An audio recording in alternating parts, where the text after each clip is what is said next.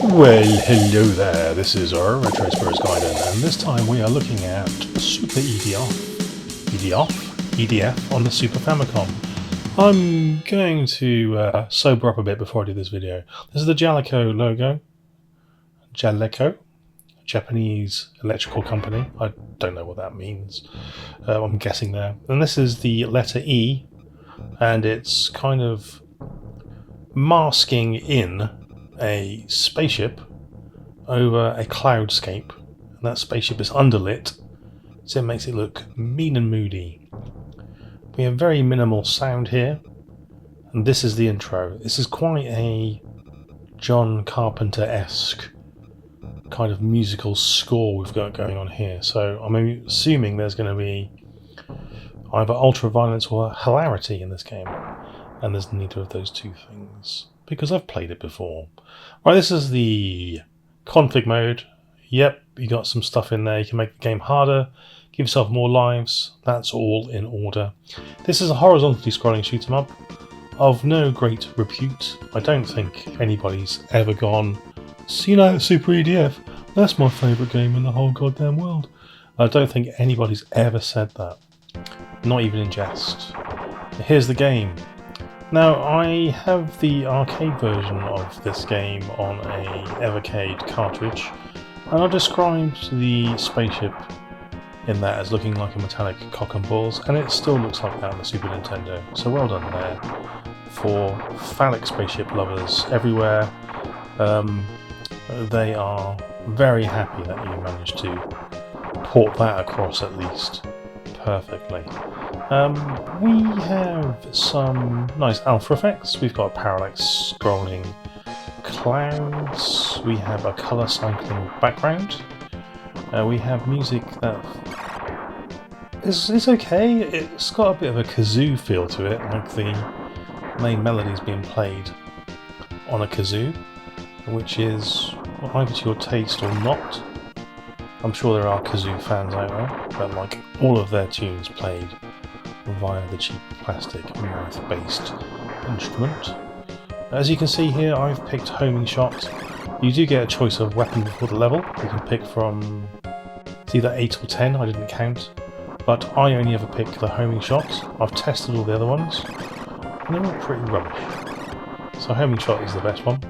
As you can see, I've got the options flying around me here in a circular fashion. You can change the formation of your options as you level up, because your ship in an RPG style levels up with the more enemies that you kill. You've got a bar at the top of the screen there, it says level 1. It's got two sort of dashes next to it, that's your speed. You can change the speed of your craft between the single dash and 3 dashes, 3 dashes being the fastest one. And as you level up, your bullets get bigger and more powerful. There's a button you can press that sort of attaches your drones to you. I don't see any real benefit to doing that. You do get like a bigger main shot, but it doesn't seem to take enemies down any quicker. And look at this! Oh man, it's changed my gun to space donuts. Electric space donuts. Take that, you alien buffoons. How'd you like donuts in your face? You don't like it, do you? No, you don't like it. You're gonna go home. You better go home, we're going to get more donuts. Yeah, take that, take the donuts. They're firing canisters and flames at me. This game is average, I would say. There's nothing that exciting going on. This is quite a nice amount of sprites, but there's lots of slowdown. You do have bosses and mid-bosses which have stages of destruction. I suppose that's sort of fairly unique. The attack patterns, the attack waves are sort of infuriating in this game for the first couple of levels, then they sort of calm down a little bit, which is a bit weird. And I suppose the first level is like the graphical highlight. This game, in the Super Nintendo version anyway, is completable on 1 credit, and I know this because I've nearly done it once. I died on the last boss. You can see you got 3, it says shield, you get 3 hits below there, so you don't get lives, you just get 3 hits per stage, so that's all in order. Yeah, If you lose your shield, you get sent back to the beginning of the stage and you continue. So I couldn't be bothered. I died on the final boss. I couldn't be bothered to continue. But I think with a bit more practice, I can do this on one credit. It's a doable game. Lightning introduces the boss, and the boss, as is common for this game, is just a big hunk of grey metallic looking thing that fires bullets at you. When did this start getting interesting?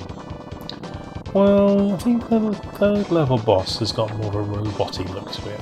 And I seem to remember the final boss is sort of R-type-y.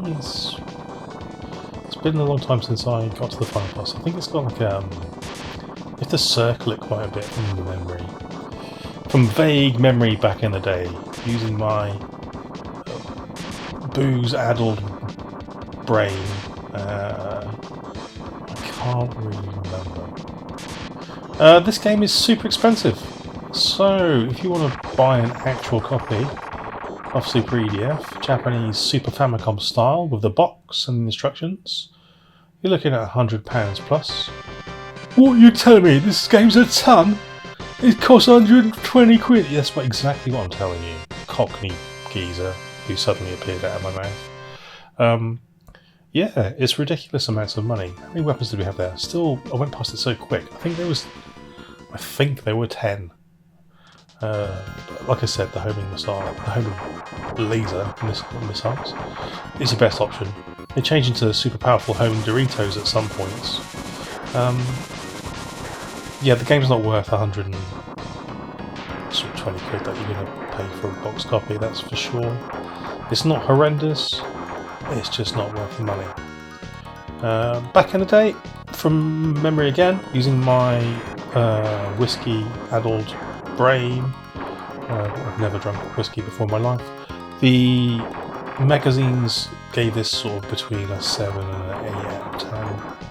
They weren't that impressed. They'd played things like, I think they'd probably played Super Aleste by this point, or something like UN Squadron.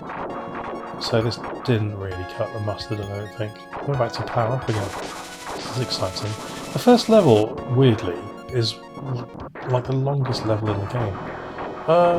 I've got sort of lethal squares. The next level of power up is like giant triangles, I think. So all your weapons are geometry based, by the looks of it. Squids here firing ripple lasers at you. Madness, huh? This level has a bit of a funky bass, kind of jazz bass line thing going on, but still feels a bit whiny. So there you go. Spaceships there firing fireworks at me. The capture device on this game really hates this game. I've tried to record this game 6 times, and every time it's had frame skips in it. I don't know what this game does to my capture device, but it absolutely hates it. So if you notice any kind of skips or jerkiness in the video,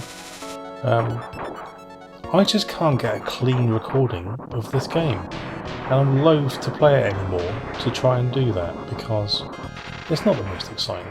Oh, here we go. There's a robot. It's like a purple robot look. Level 2 boss. I suppose that's a robot, and not just a random collection of spikes with a nuclear sort of hemorrhoid poking out of his butt. That's a pretty scary thought, isn't it? An atomic hemorrhoid.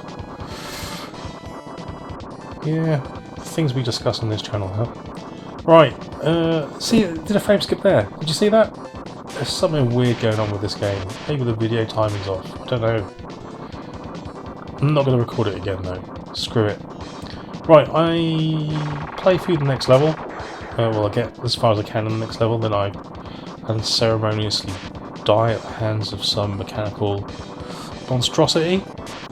But I would suggest this is probably worth a play or two on emulation before you decide to buy an actual copy. The box for the Japanese version is a white box, so it's got like it's got the image, it's got the logo on the front that you see on the title screen, image of the spaceship, and the rest of it is white. And you're going to find it hard to find a non-discoloured version of that, I would imagine. So if you want a grubby looking white box with this game in it for 120 quid, be my guest. We're docking here, docking with a clamp. The clamp's grabbing around the cockpit. It's like a super firm grip around my cockpit there. It's going to bust my canopy open. It's going to be sort of liquids everywhere, like my brain. Yeah, I went down a bit of a sort of dead-end sentence there, which was sounding increasingly sexual as I went, and I just rolled with it for a bit, and I was disgusted in myself at where it ended up. It wasn't graphic, it was innuendo, but I was still disappointed in my own mouth and brain. But not as much as I am disappointed in this game. It's boring. Ta-ra!